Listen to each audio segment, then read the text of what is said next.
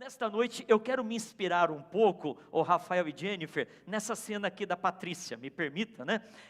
A Patrícia está fazendo 7 aninhos, e quando vocês viram o Rafael e a Jennifer, com as 3 filhas aqui no altar, né, ajudando no momento das ofertas, eu fiquei pensando, quanto tempo de casado, Rafael e Jennifer?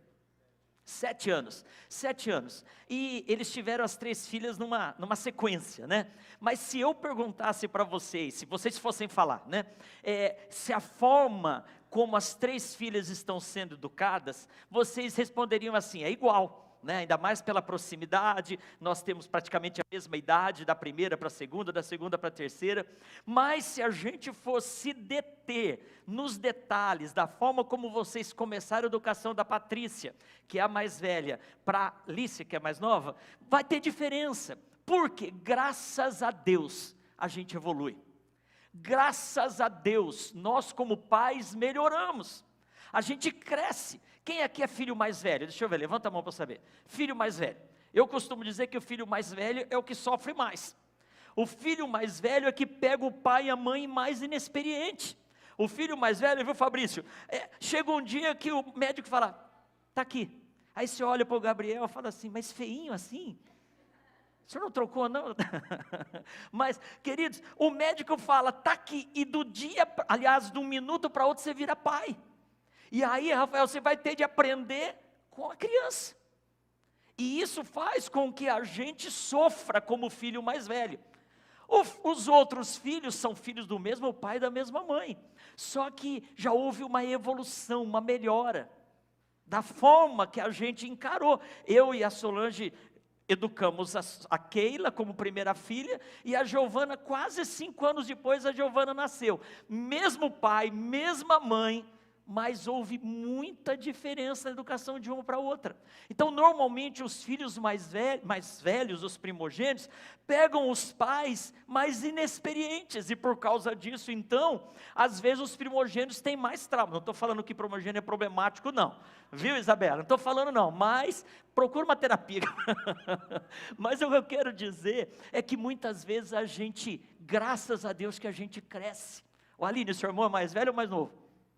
É mais novo, graças a Deus que a gente cresce, e precisa ser assim profissionalmente. Queridos, a pastora Isa tem, o tempo que eu tenho de ministério pastoral, a pastora Isa não tem de vida. Você está com 28, eu tenho 30, eu tenho 28 de idade, eu tenho 30 de ministério. Querer que o meu ministério seja igual ao dela e o dela igual ao meu, não funciona. Ô Danilo, por que não funciona? Porque o tempo ajuda as coisas a melhorar, a experiência faz a gente ficar melhor profissional, melhor pai, melhor mãe. A gente precisa evoluir. Fala para quem está do lado aí, me ajude a pregar enquanto pego. Você precisa evoluir. Fala para ele. A gente precisa evoluir. A gente precisa crescer. Essa história de falar, eu nasci assim, síndrome de Gabriela, não funciona. A gente precisa em tudo. Ô Isabela, o Fernando continua o mesmo no começo do namoro? Ficou mais velho, mais feio, mas a gente melhora. Em tudo na vida a gente precisa melhorar. E eu queria então chamar essa melhora, o Paulo e Liliana, de um processo de conversão. Me permita, Jennifer, de novo. A Jennifer, e aí depois eu te peço perdão, tá bom, Jennifer? Mas o Rafael está na igreja já desde criança, né, Judinete? E já é membro da igreja, e a Jennifer, por diversas vezes, eu a convidei para fazer a classe de novos membros, nós estamos tendo agora. E a Jennifer sempre, chegou até a frequentar algumas vezes, né, mas nunca vinha, né? A Jennifer hoje é a pessoa mais ativa na classe dos novos membros, aluna dedicada, participa de tudo, quando ela não pode vir, ela assiste o link e tudo, e a Jennifer deu testemunho. Ela falou assim, pastor, a forma como a Patrícia tem buscado a Deus, e tem querido viver com Jesus, me constrangeu. Eu, como mãe dela, entendi que eu não podia ficar distante, tendo a minha filha querendo tanto Deus. Está entendendo isso, querido? Isso quer dizer a gente crescer, quer dizer a gente se converter. E é sobre isso que eu quero falar nessa noite. Eu quero falar sobre conversão da nossa vida. E o texto, você que chegou agora no online e não ouviu, o texto que a gente está baseado, eu não vou ler de novo, mas é Atos capítulo 3, dos versos 1 a 10. Se eu perguntasse para você aqui, quantos de nós somos convertidos? Quem falaria eu sou? Diga amém. Porque para nós conversão é um slogan do crente. O crente tem de ser convertido. O que quer dizer isso quando você fala que a pessoa se converteu? É a primeira experiência, Magno, que a pessoa teve com Jesus. O Magno é outro, se eu fosse contar a história dele aqui, eu já contei, né, Paulo? Não vou dar moral para ele hoje não, mas o Magno é um que frequentou a igreja um tempão, até um dia que Deus ministrou o coração dele, e ele teve uma experiência pessoal. E o Magno é um que quando ele fez o curso lá atrás, ele fala, eu fui conversar com ele no gabinete, Magno, e aí? Pastor, não vai ser agora. Eu falei, amém, Magno, mas tem alguma dúvida? Não, pastor, o que o senhor explicou está tudo certinho e tal, mas eu não senti ainda. Eu quero sentir, o dia que eu tiver uma experiência, aí eu vou querer. E aí ele falou que um dia numa campanha de oração aqui no altar, durante um louvor, Deus falou para ele, o que mais que você quer? Que mais que você quer para experimentar? E aí ele teve essa experiência que a gente chama de conversão, a primeira experiência com Jesus. Ô Vivian, a primeira experiência com Jesus a gente chama de conversão. E se eu perguntasse, quem já teve uma experiência com Jesus, nós iríamos, eu, amém? Quem já teve uma experiência com Jesus? Eu. Agora, será que é uma experiência só, estática, única e definitiva e nada mais? Não, é sobre isso que eu quero falar. O primeiro passo, a primeira experiência com Jesus pessoal, nós chamamos de conversão. Mas ela não pode parar nisso. Eu preciso ter outras experiências com Jesus. Ô Alisson, eu preciso ter uma experiência depois da primeira, a segunda, a terceira, diariamente. E aí se eu perguntasse, você além dessa primeira experiência, você teve outras experiências, entre aspas, outras conversões? Eu chamaria essas outras conversões, o Adolfo, de conversões secundárias. A primeira experiência é conversão. E por que a gente chama de conversão? Eu estava indo para o inferno e de repente eu encontrei Jesus, encontrei o caminho que me leva para o céu, eu mudei de direção. Essa mudança é uma conversão. Esta conversão a gente chama quando a gente tem experiência com Jesus, mas ela não pode ser única. Quando a gente aceita Jesus, a gente se converte, mas existem conversões secundárias. Eu cito sempre o meu exemplo. Que eu quando tinha 16 anos de idade eu nasci, fui criado na igreja, com 11 anos eu comecei a trabalhar fora, alcancei autonomia e saí dos caminhos do Senhor. Com 16 anos eu tive a minha primeira experiência num retiro espiritual. Senhor, essa primeira experiência que o tema era sobre o fogo estranho e Deus ministrou o meu coração, foi impactante. Eu voltei para casa transformado, mas a minha boca ainda falava muito palavrão. E quando eu juntava com o povo da igreja, sabe, meio crente, quando alguém fala um palavrão, fica todo mundo meio sem saber. E eu estava numa reunião de jovens um dia, o Léo, o Eduardo, e de repente eu soltei uma, soltei outra, e ficou todo mundo constrangido. O rapaz que tinha me levado para a igreja, ele falou, não liga não, ele é um fruto, mas é um fruto verde ainda, vai amadurecer. Porque a minha boca não havia se convertido. Hoje, depois de 41 anos, você não me ouve mais falando palavrão. Por quê? Porque a minha boca se converteu. É uma conversão secundária. O Wesley chamava isso de santificação. Então, o primeiro passo, eu me lembro do pastor Olavo, quando estava ativo no ministério, e ele falava da escadinha da santificação. Que quando você aceita Jesus, você põe o pé nessa escada. E a cada dia você vai subindo degrau por degrau de santidade. Esses degraus que você sobe, são níveis de conversão, que nós chamamos de conversão. Estou chamando hoje de conversão secundária. E se eu perguntasse para você, quem aqui é 100% convertido, plenamente convertido? Talvez nenhum de nós pudéssemos falar eu. E é sobre isso, nesta noite, que eu quero falar. Conversão, ô Márcio, Diego, conversão integral. Conversão de todas as áreas da nossa vida. E aí eu quero me inspirar com você na história de Pedro e João. Pedro e João, crentes, discípulos de Jesus. Aquele tempo você sabe que não existiam igrejas físicas, templos físicos, só existia o templo de Jerusalém. E como no início do cristianismo, Caio, Mara, no início do cristianismo, todo mundo que se convertia era judeu. Então, sendo judeu, acostumados a ir ao templo, agora, como cristão, eles se reuniam nas células, se reuniam nas casas, e eles iam ao templo para adorar a Deus, porque fazia parte dessa religião judaico-cristã que eles estavam aderindo. Ô Daiane, o texto nos diz que Pedro e João estão indo por volta das 3 horas da tarde, orar no templo. E quando eles estão chegando, tem um rapaz que era colocado desde que nasceu. Ele tinha uma deficiência, era portador de deficiência. Como que agora é P? Pessoa com deficiência física, PDF. PCD, pessoa com deficiência. Isso sempre muda e a gente sempre tem que ficar atualizado para não discriminar e não fazer bullying com ninguém. Então hoje você não chama de deficiente, você chama de pessoa com... É uma pessoa que tem uma deficiência. Então esse homem que a Bíblia chama de aleijado, de coxo, era uma pessoa com deficiência. A sigla hoje é PCD. E ele era colocado diariamente na porta do Templo Formosa para que todo mundo que entrasse olhasse para ele e desse uma esmola. E para o judeu dar uma esmola era uma forma de conquistar um pedacinho do céu. O judeu associava Abraão, Rafael, dar esmola com vantagens no reino. E ele estava ali então, porque quem vai na igreja se presume ser religioso. E já Leandro, que o cara está aí na igreja, eu ficar na porta do templo, quem chegar lá, sendo religioso, vai me dar uma graninha. Essa era a prática desse rapaz. E diariamente ele estava ali. Para pensar, se Jesus ia com frequência ao templo, Jesus deve ter passado por aquele rapaz algumas vezes. Se Pedro e João iam com frequência diária ao templo, eles devem ter passado por aquele rapaz algumas vezes. Queridos, por que foi aquele dia? Por que foi aquela hora?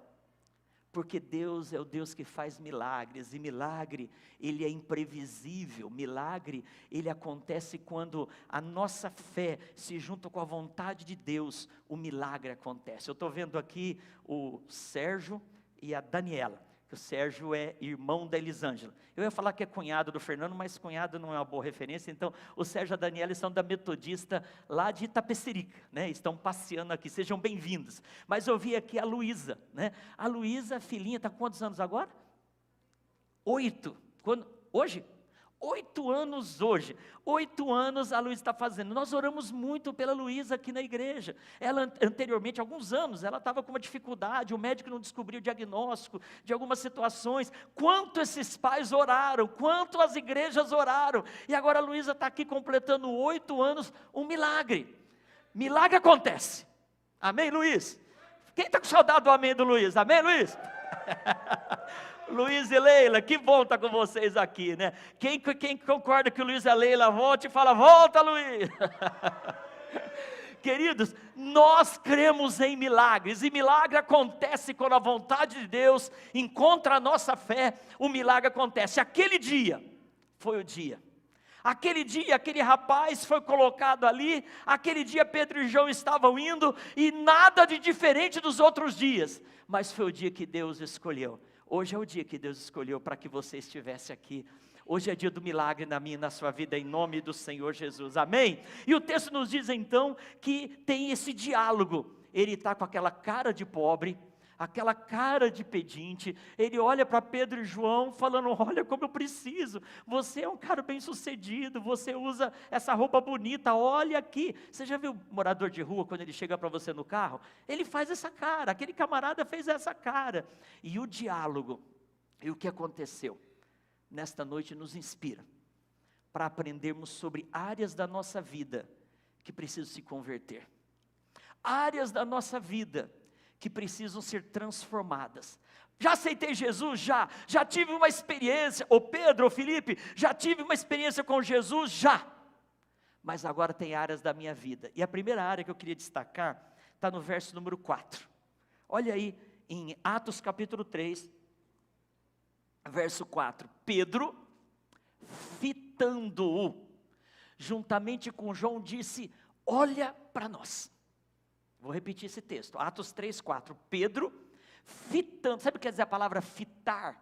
É olhar no olho, fitar é olhar no coração, é quando, Lorena, você olha para o Davi, e você não olha só para aquilo que todo mundo está vendo no Davi, você olha além, e você olha no coração, você olha atrás dos olhos, e você vê aquilo que está no coração da pessoa. Foi assim que Pedro olhou para aquele camarada. Agora é interessante que aquele camarada já estava olhando para Pedro, não estava pedindo esmola? Ele já estava olhando para Pedro, Arthur, Rose. No entanto, o que Pedro fala? Olha para nós. Então eu quero falar aqui da conversão dos olhos. Se tem uma área da nossa vida, que quando a gente aceita Jesus, a gente precisa na marra, converter os olhos, essa é a área. O próprio Jesus disse, se os teus olhos te fizerem pecar, arranca os teus olhos, porque é melhor você entrar no céu sem um olho, do que ficar com o olho e ir para o inferno. Então Jesus está falando que, e ele fala do olho direito, porque é da autoridade, tudo que é direito na Bíblia está falando de autoridade. Naquele tempo a parte direita era a parte do poder, por isso que Jesus está sentado à direita do Deus Pai. Então Jesus está dizendo que tem coisas que nos dominam, que pode levar a gente para o inferno.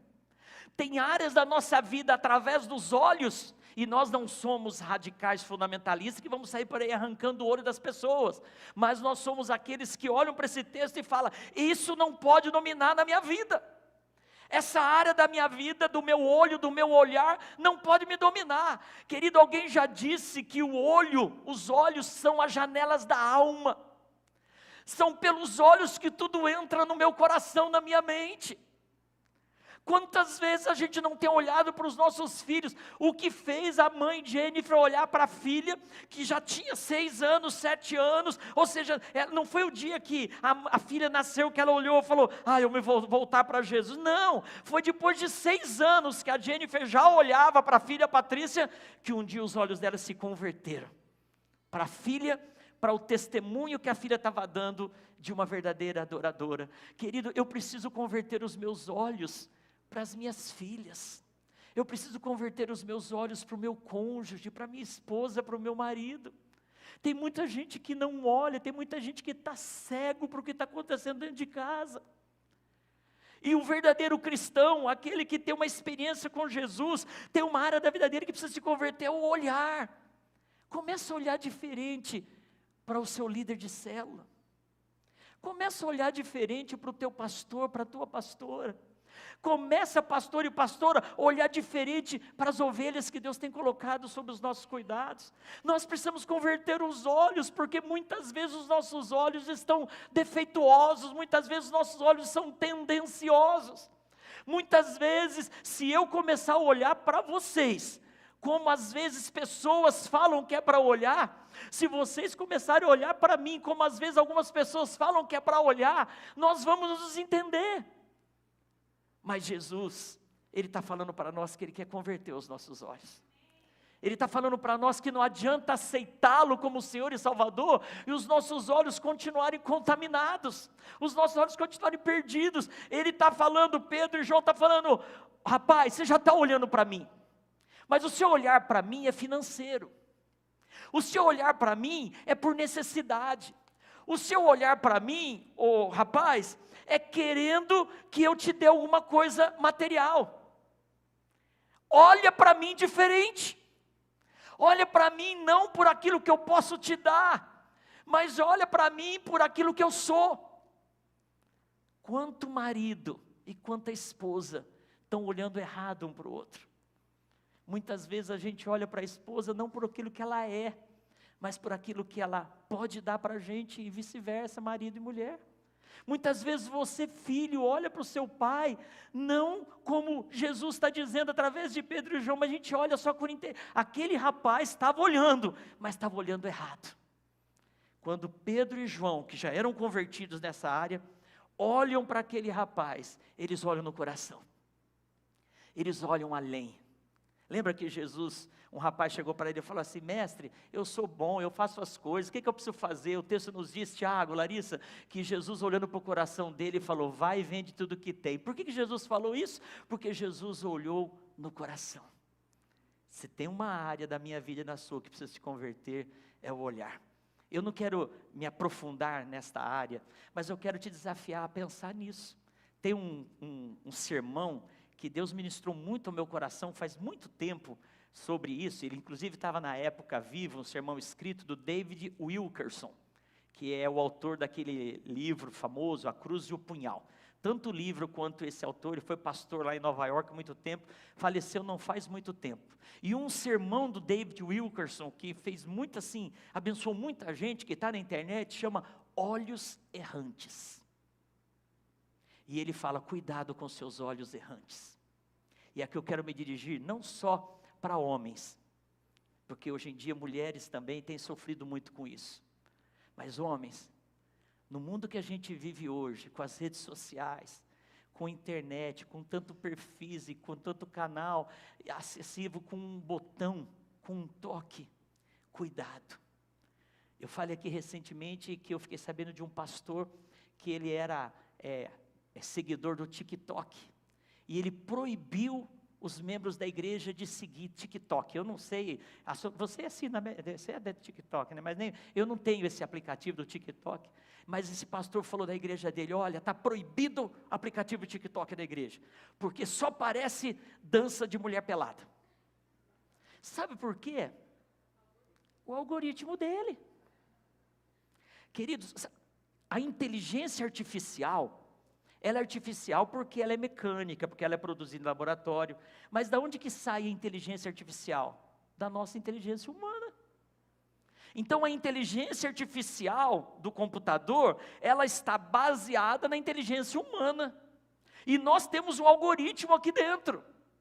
E se eu começo a olhar alguns tipos de sites, de literatura, de fotos, a minha mente vai ficar cativa a isso.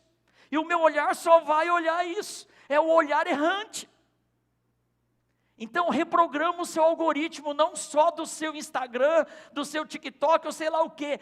Reprograma o seu algoritmo espiritual, homem, mulher. Aprenda a olhar. Uma vez alguém disse assim: ah, pastor, o problema é a segunda olhada. Aí o outro falou: ah, é por isso que eu olho e não tiro o olhar, porque daí não dá a segunda olhada. Tem gente que é especialista no olhar para enganar. Então, tipo assim, ele está vendo uma moça bonita passar por aqui, e ele está aqui, e daí ele sabe que ela vai passar por ali, ele olha antes, porque eu estava olhando. Eu me lembro, não sei se a Giovana lembra disso. Vou falar agora, Gi. Foca nela. Eu sempre me preocupei com isso, porque tem gente que fala: ah, não tem problema, olhar não arranca um pedaço, está bonito, Deus fez bonito, é para ser olhada mesmo. Mas eu sempre me vigiei muito nisso.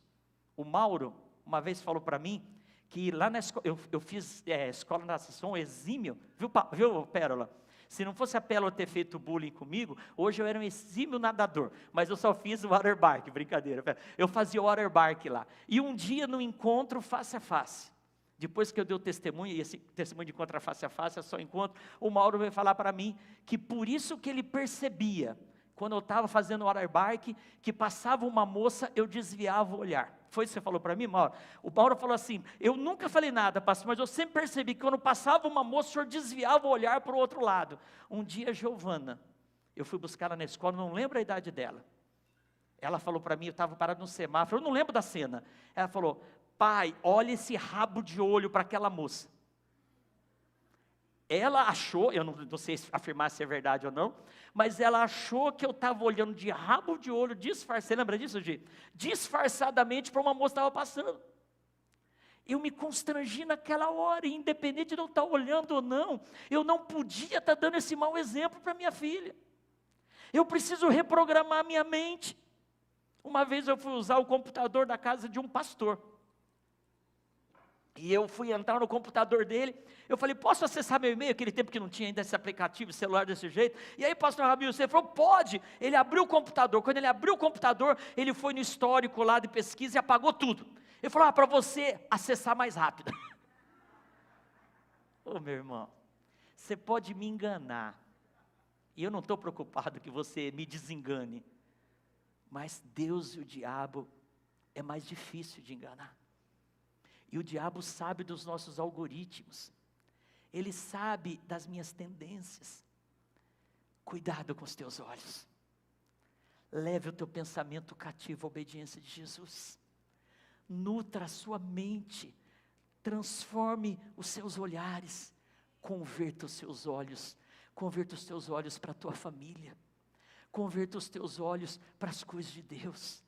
Comece a falar como Pedro e João: olha para mim, mas não olha para a igreja só com interesse, olha para a igreja com o amor daquilo que Jesus fez por você. Posso ouvir um amém para isso? Segunda área que eu quero destacar, que precisa se converter, verso de número 6, quando Pedro e João dizem assim: eu não possuo nem prata e nem ouro. Será que Pedro e João eram absolutamente pobres? Porque riqueza e pobreza é relativa. Pensando em alguns milionários, eu sou extremamente pobre.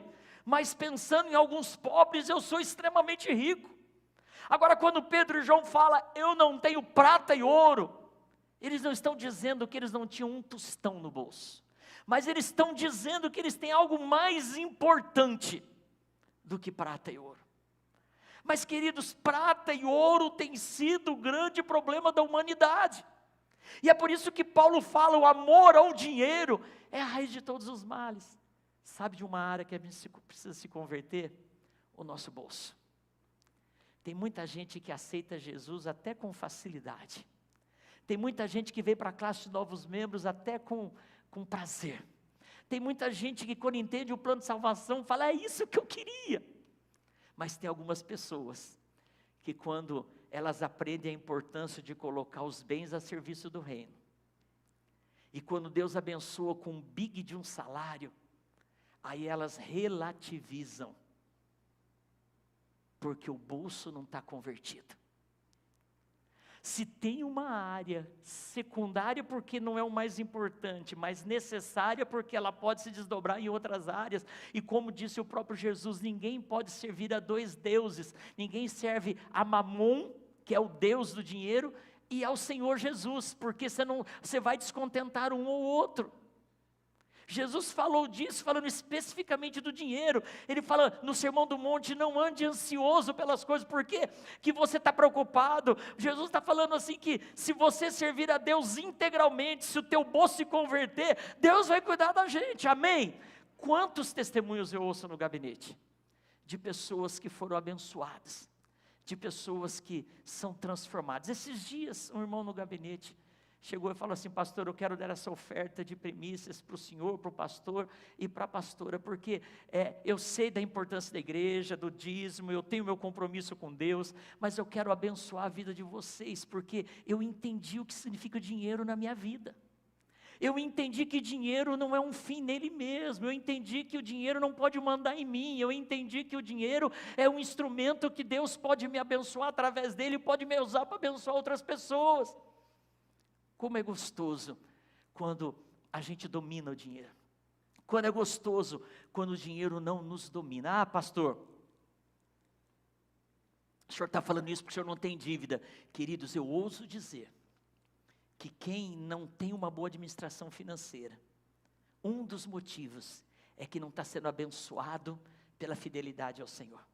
Eu e a Solange somos casados há 37 anos, Fernanda. Sou pastor há 30 anos. Faz 36 anos que nós somos dizimistas. Existiu época na nossa vida que a gente fazia conta. Teve uma época que a gente acabou sendo avalista de uma pessoa, e eu acabei tendo um problema sério, que eu estava correndo o risco de perder. A minha casa foi para leilão, o oficial de justiça bateu na porta de casa por uma dívida que não era minha, mas eu inadvertidamente assumi um papel lá, e acabei tendo de trabalhar igual um louco. A Solange arrumou mais aulas para dar, para a gente conseguir pagar aquela dívida. Queridos, Deus nos honrou, e quando a gente ia fazer conta, a gente falava, contabilmente não bate, mas Deus sempre cuidou da gente. Deixa Deus tomar conta do seu dinheiro, converta o seu bolso. Converter o bolso é deixar que Jesus seja o Senhor de tudo na nossa vida. Você está entendendo isso? Eu louvo a Deus por essa igreja. Fernando, nosso tesoureiro, sabe, o Ministério da Administração, o Paulo e o Demetrios, o quanto essa igreja é abençoada. O quanto nós temos feito e o quanto Deus tem derramado graça, e eu posso afirmar para você que quando você lança o seu dízimo, a sua oferta nesse altar, a semente sua é boa e o solo aqui é bom e vai multiplicar, germinar e frutificar na sua vida em nome de Jesus. Agora, podia ser mais, porque talvez existam pessoas aqui que precisam desse toque de conversão.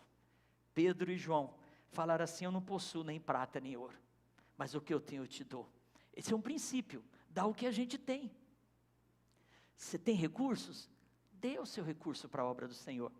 Nós não somos aquelas igrejas, Cida, que fala assim, você quer ganhar 10 mil por mês? Então dá o seu dízimo de 1.000 que você vai ganhar 10 mil. Não, dízimo não é do que eu vou ganhar, dízimo é daquilo que Deus já me deu.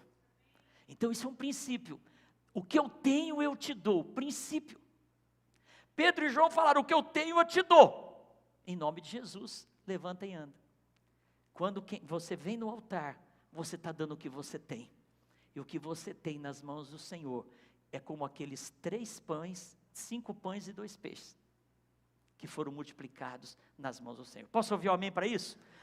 Conversão é quando eu entrego minha vida para Jesus. Conversões secundárias, que nós chamamos de santificação, é quando os meus olhos se convertem, é quando o meu bolso se converte, é quando as minhas mãos se convertem. Olha o verso 7, Aninha.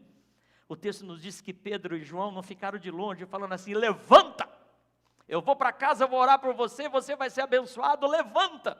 Queridos, conviver com gente, nós temos aqui o Caio, e outros, pastor Ramilson, que tem ido lá na casa de recuperação. Conviver com irmãos que vivem numa casa de recuperação, já é uma experiência maravilhosa.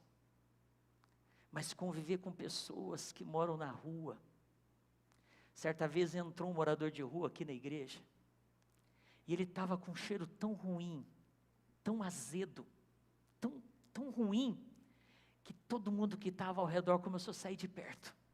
Porque não conseguia cultuar Deus, tamanho era o odor que exalava daquela pessoa, talvez há meses sem tomar banho.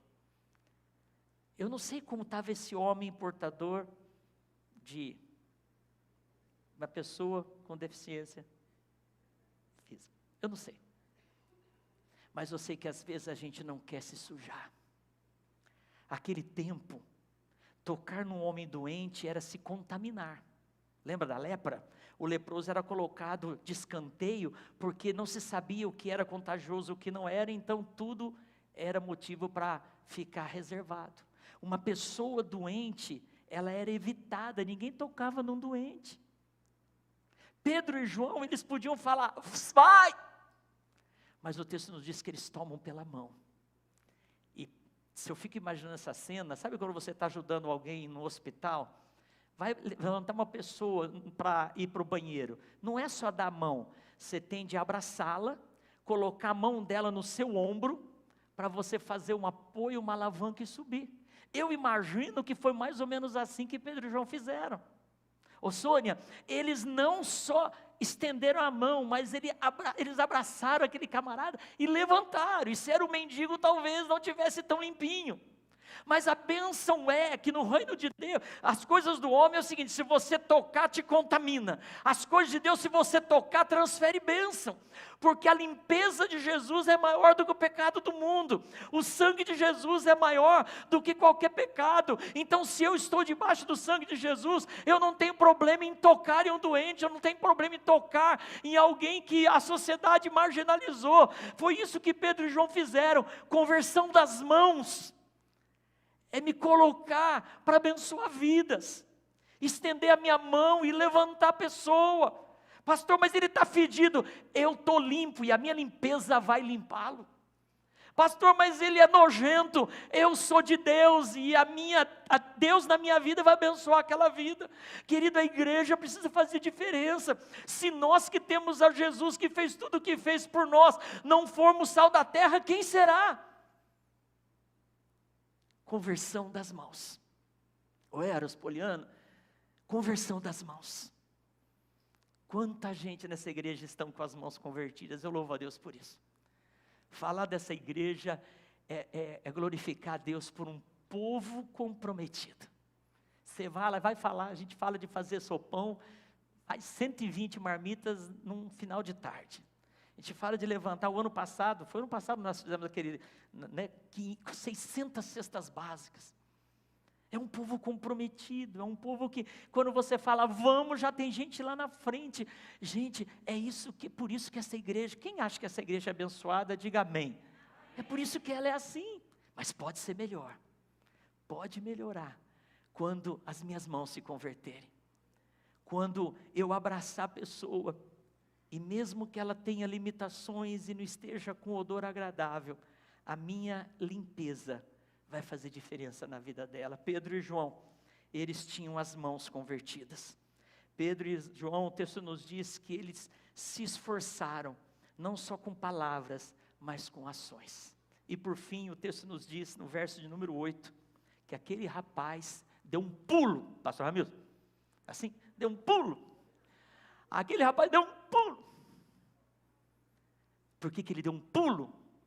Porque os pés dele estavam se convertendo. E agora, alguém que é carregado para ir para a igreja, alguém que é carregado para poder viver, ele de um salto se coloca em pé e vai para onde? Para a igreja. Ele não vai, eu vou no campo de futebol, porque quanto tempo, eu vou andar de bicicleta, eu vou fazer um monte de coisa que eu nunca consegui fazer.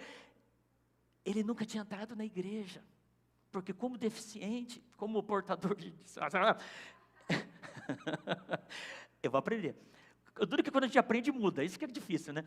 Como alguém que tinha limitações, ele não podia entrar na igreja, porque naquele tempo, olha o contrassenso, os doentes não podiam entrar no hospital, porque se associava doença com problema espiritual, e o pecador não podia entrar na igreja. Aquele camarada teve a oportunidade da vida dele, de entrar na igreja. Quanta gente, a nossa classe de novos membros está com 54 pessoas inscritas. Quanta gente tem se chegado a Jesus. Quanta gente que nunca, hoje pela manhã alguém chegou para mim depois da aula e falou assim, pastor, eu nunca tinha aprendido desse jeito. O que eu faço com tudo que eu fazia antes, que eu estou vendo que não tem nada de Bíblia? Gente, quanta gente nunca entrou na comunhão, quanta gente nunca pôde adorar de verdade, quanta gente nunca pôde ter uma experiência que eu e você temos, mas quando a nossa vida é convertida, essas pessoas podem fazer como esse camarada, de um salto, entrar no templo, louvando e glorificando ao Senhor. Os nossos pés precisam se converter, os nossos pés. Hoje de manhã eu preguei sobre Gálatas capítulo 6, quando Paulo fala, quanto ao mais ninguém me moleste, porque eu trago no corpo as marcas de Jesus. Eu falei que uma das marcas de Jesus era nos pés, e a marca nos pés, converter os pés, significa viver a liberdade que Deus nos dá. Aquele camarada, ele era limitado, aquele camarada era carregado, agora ele tem liberdade para ir e vir, e ele usa essa liberdade para adorar a Deus no templo, e o povo fica tudo embasbacado, o povo fica tudo sem saber o que estava acontecendo, porque a conversão tinha acontecido. Deus tem muita gente para que Ele quer expressar o amor, e Ele quer me usar e te usar para isso. Quantos querem? Eu perguntei no começo, quantos são convertidos? E todo mundo falou eu. Glória a Deus por isso. Mas a pergunta é, os teus olhos estão convertidos? O teu bolso está convertido? As tuas mãos estão convertidas? Os teus pés estão convertidos? Ou você é daquele que só faz as coisas quando alguém puxa? Você só faz as coisas quando alguém carrega? Você só se envolve com a igreja, com a célula, com o ministério, quando alguém pressiona? Aquele moço só ia quando alguém carregava. Agora ele é livre para ir por conta própria. Fecha os seus olhos, eu quero orar por você. Olha para o teu coração, eu estou olhando para o meu. A igreja convertida integralmente faz diferença. A igreja é composta de homens e mulheres pecadores convertidos. E a conversão é um processo. A conversão e a santificação são processos de Deus na nossa vida. Então, deixa Deus tomar conta da sua vida. Deixa Ele fazer a obra. Ele quer converter os teus olhos. Ele não quer que você olhe para as pessoas só pensando naquilo que elas podem dar, mas Ele quer que você olhe para o coração. Ele quer que você olhe para o íntimo. Ele quer que o seu dinheiro seja abençoado ainda mais nas mãos dEle.